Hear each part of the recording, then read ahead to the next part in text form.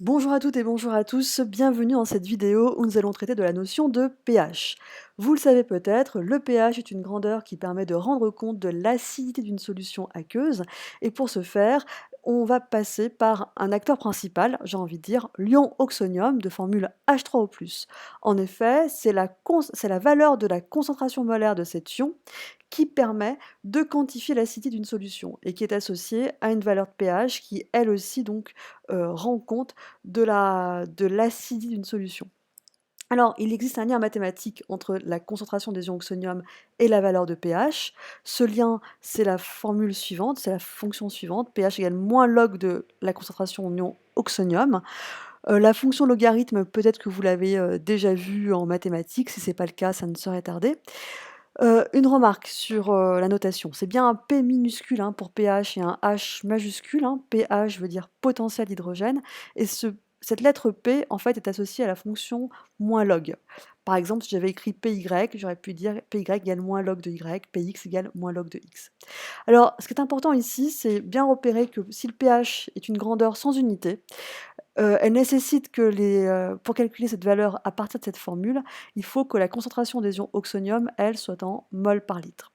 Alors, ce n'est pas grave, hein, si vous ne connaissez pas les caractéristiques de la fonction logarithme. Ce que je vous demande, en tout cas pour ce chapitre, c'est de repérer la touche de la calculatrice qui permet de faire tout simplement le calcul du pH à partir de la formule qui est écrite sur la diapositive. Alors, cette formule, je pense que vous l'avez compris, elle permet de donner la valeur du pH connaissant la concentration des ions oxonium. Or, dans les faits, c'est souvent l'inverse. On mesure la valeur du pH pour en déduire en général la valeur de la concentration des ions oxonium. Alors, c'est tout simple, pour pouvoir trouver la concentration des ions H3O+, il suffit d'utiliser l'opérateur associé au logarithme. L'opérateur associé au logarithme, à la fonction logarithme, c'est la puissance 10 puissance x. Autrement dit, la concentration des ions H3O+, est égale à 10 puissance moins pH, hein, le moins on le fait passer de l'autre côté entre guillemets, et le log aussi, et quand on le fait passer de l'autre côté, vous savez que ça devient l'opérateur associé.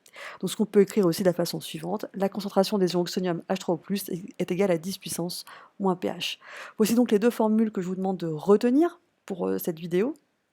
Un petit rappel, pour poursuivre, je vous rappelle que l'échelle des pH en solution aqueuse s'étend de 1 à 14. Entre 1 et 7, on a une solution acide. Entre 7 et 14, une solution basique.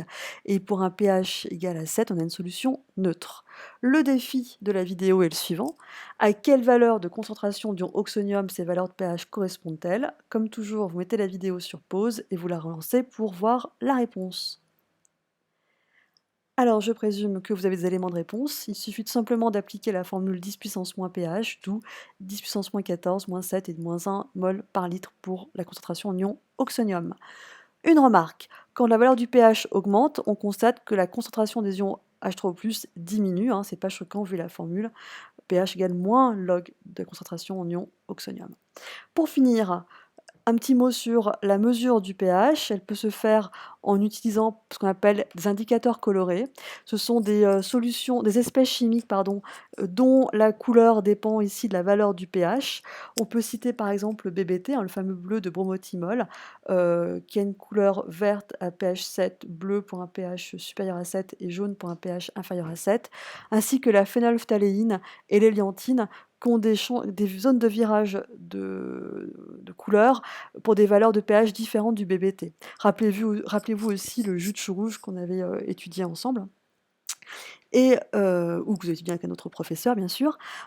Donc l'indicateur coloré lui donne une sorte de zone, une gamme de valeurs de pH pour la solution étudiée.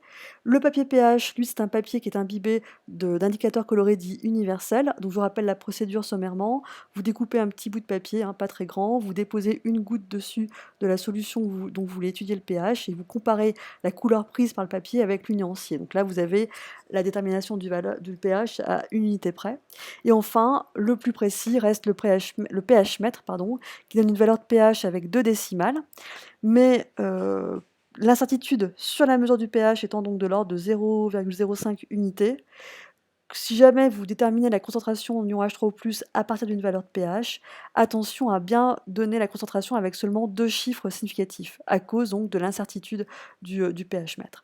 Rappel, Pour utiliser un pH mètre, il est nécessaire de l'étalonner, c'est-à-dire de le calibrer au préalable grâce à des solutions tampons. C'est ce que nous avons vu ou c'est ce que nous verrons lors de l'activité expérimentale correspondant à cette partie du cours. Voilà, j'espère que vous en savez un petit peu plus sur la notion de pH. Je vous dis à bientôt.